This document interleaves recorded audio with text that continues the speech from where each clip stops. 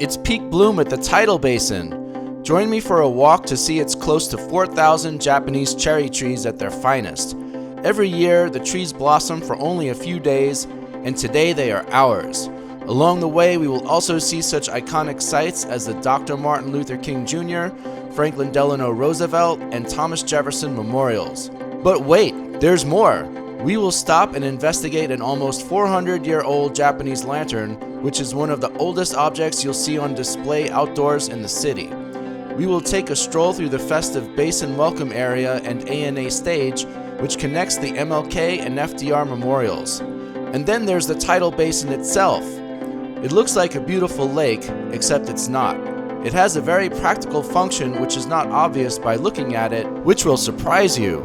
We will do our best not to fall or get pushed in, and avoid getting trampled by the scores of other sightseers. Let's go!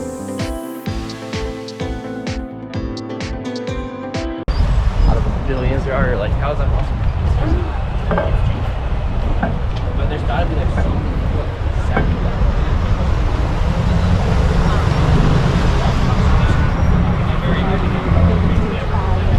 Just copying from the last one. And it's kind of hard to see, but that is the World War II memorial across the street.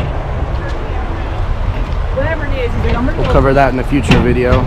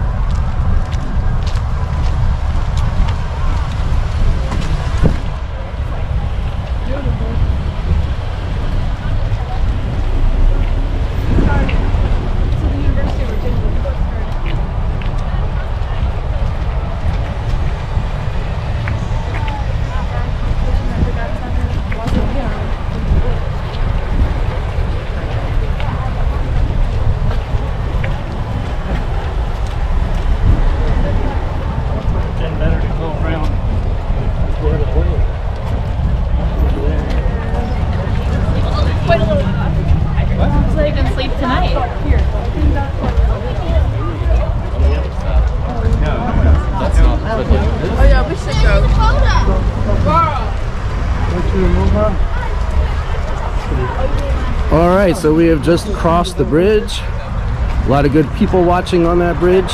And now we are back to the cherry blossoms. And this is really a bigger, more central area for the cherry blossoms than where we just were. And there are some big historical points over here on this side, which we will talk about in a minute.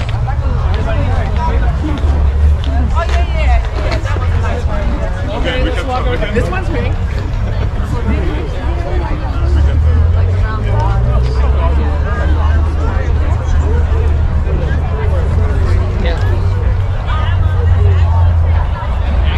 And right in front of us is a big stone Japanese lantern.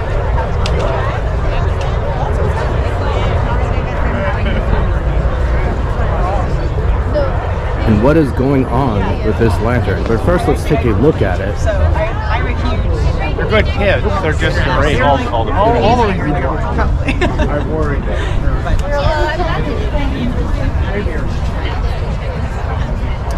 That is something, isn't it? This is actually the oldest object outdoors in Washington, D.C. that is not connected to a museum. It's not sitting outside a museum. This is on the Tidal Basin.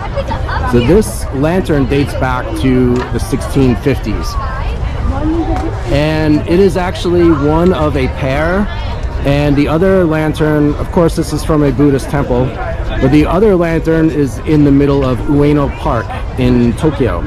And Ueno Park is basically like a central park, this gigantic park, an oasis of nature in the middle of an enormous city. And I actually saw it a long time ago when I was in Tokyo, long before I ever had any plans of being a tour guide in DC. I'd never even been to DC at that point, so I did not appreciate or even know the significance of it. But this was given in 1954 by the Japanese government as a gift to commemorate the 100-year anniversary of trade with the United States.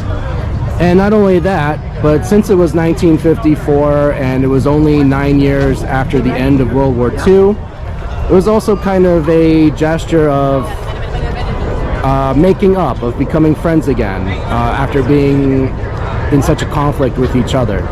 So it was covering both of those bases.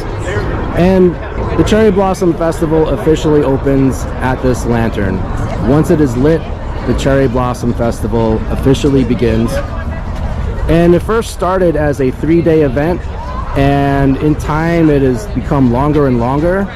And now it is about, this year it is 3.5 weeks long. So as time goes by, it seems that the Cherry Blossom Festival gets longer and longer with more and more events because it is so popular.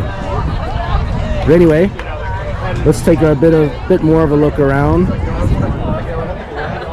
And you can see in the background the very top of the Washington Monument poking up.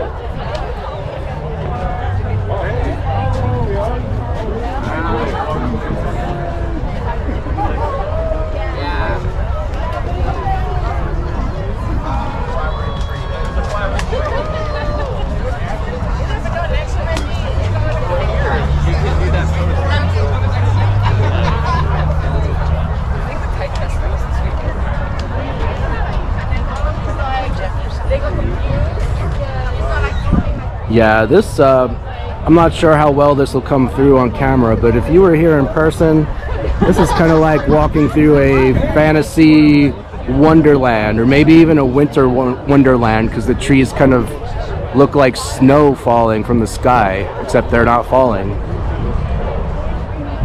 But this is very, very awesome. It really is.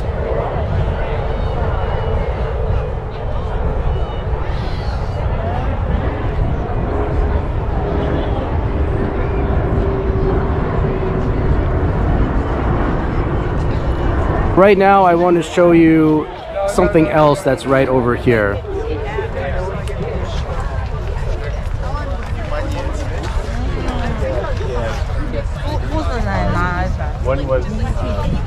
Here is a plaque, and the plaque says, "The first Japanese cherry trees presented to the city of Washington as a gesture of friendship and goodwill by the city of Tokyo were planted on this site March 27th, 1912. And then at the bottom it says National Capital Sesquicentennial Commission, 1950. There's a tongue twister for you. But anyway, we will continue the tour.